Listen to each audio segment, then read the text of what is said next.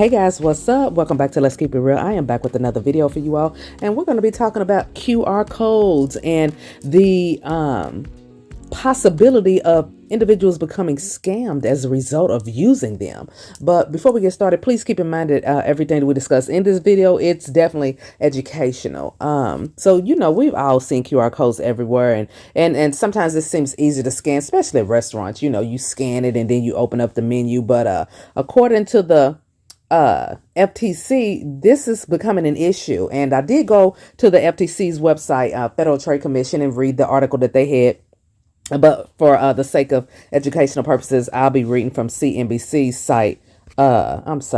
Today. So, and like I said, we're going to be talking about QR codes and everything. So QR codes have become popular, but pose risk for the unwary, the Federal Trade Commission warned in a consumer alert. These have been using the digital codes to steal people's personal information. In those cases, fraudulent codes may link to a phony but legitimate looking website to perpetuate scams. You may want to think twice before scanning that QR code. Really, the codes, a digital jumble of black and white squares often used for storing URLs, has become seemingly ubiquitous and found on restaurant menus, definitely, and in retail stores, for example. However, they can pose risk for the unwary, the Federal Trade Commission warned Thursday. About 94 million U.S. consumers will use smartphones, QR scanners. Oh goodness, QR scanners. QR scanners this year, according to projection by eMarketer. That number will grow to 102.6 million by 2026, it said. There are countless ways to use them, which explains the popularity. Yeah, because like I said, it's so easily accessible and it just makes, seemingly life easier. According to Alvaro Puig, an FTC consumer education specialist in a consumer alert, unfortunately, scammers hide harmful links in QR codes to steal personal information, Puig said. So definitely you want to be leery of those QR codes. Why stolen personal data is a big deal? Here's why that matters. Identity thieves can use victims' personal data to drain their bank accounts, make changes to their credit cards, open new utility accounts, get medical treatment on their health insurance, and file a tax return in a victim's name to claim a tax refund, the FTC wrote in a separate report. Some criminals cover up the QR codes on parking meters. Did not know that, but I would never scan the QR code on a parking meter anyway, because I'm not putting, credit card information in there. I never understood that, but some people do that with a code of their own, while others send codes by text messages or email. Who has gotten those before? Guys, I've gotten QR codes by email, and I'm like, who is this? I didn't ask you for anything, but I've gotten them before. Or email and entice victims to scan them. The FTC said in its consumer alert, the scammers often try to create a sense of urgency. For example, by saying a package couldn't be delivered, y'all. I've gotten 2 of those in my text messages, supposedly from USPS, United States Postal Service. And I said, you know what? I knew that was a lie, because the USPS do not care nothing about nobody. If you don't get your package, oh, well, sorry for you. Because trust me, I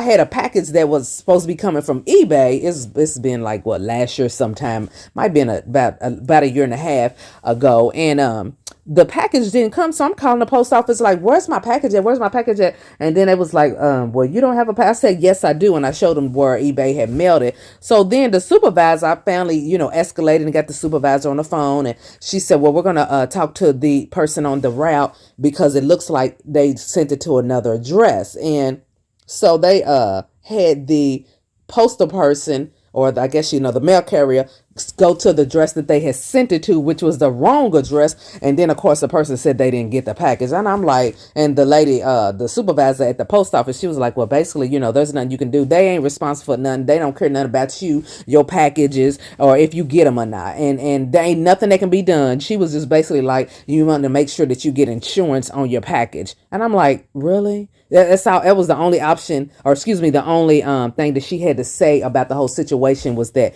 you need to get insurance on your packages. But they didn't offer that when I bought a product online from them. So, how do I request to do so? But anyway, guys, that's beside the point. But that was just an example of like I said, when I got a package that was supposed to be coming through USPS, and that was just basically let y'all know they don't care. So I'm saying all this to say is that, if you do get a text message, I've gotten two, I'm reading that and I'm like, I know darn well that USPS didn't send that talking about we couldn't deliver your package because we didn't have the right address.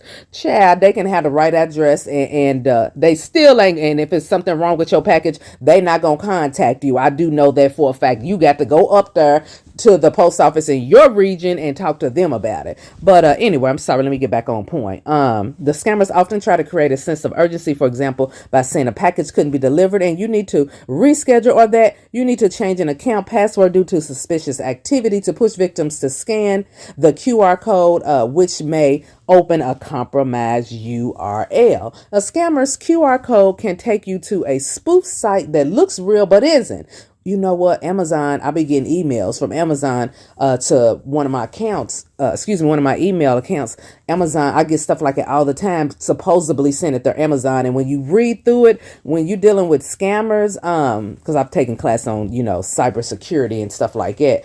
But when you look through it, there are like mistakes in the email, and you can pick up on the mistakes. For example, with the Amazon one, it's like the email doesn't even look authentic. It appears to be authentic, but when you look at it and pay close attention to it, it's not authentic. And if you log into the spoof site, scammers could steal any information you enter, or the QR code could install malware that steals your information before you realize.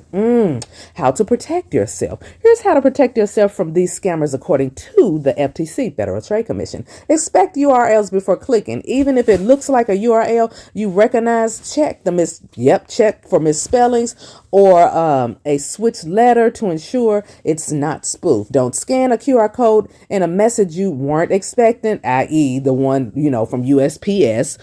This is especially true when the email or text urges fast action. If you think it's a legitimate message, contact the company via a trusted method, like a real phone number or website. Protect your phone and online accounts. Use strong passwords and multi-factor authentication.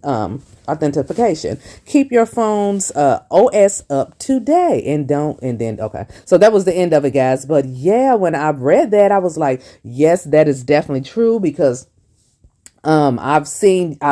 I've received emails. What am I saying? I've received text messages about we couldn't deliver a package. And like I said, Amazon, they send them all the time. I'm be like, well, who cares? Because I knew it was fraudulent when I read the email. Because again, Amazon ain't going to send you nothing talking about you need to change your password. They're not going to do any of that. But anyway, guys, just a little educational information for you. Let me know what your thoughts. Has this ever happened to you? Where you received messages and was like, suspicious of it, or did you even click on those particular messages and experience some kind of scam? Let me know in the comments below, and definitely like, comment, and subscribe to Let's Keep It Real, and I'll see you all soon with another video.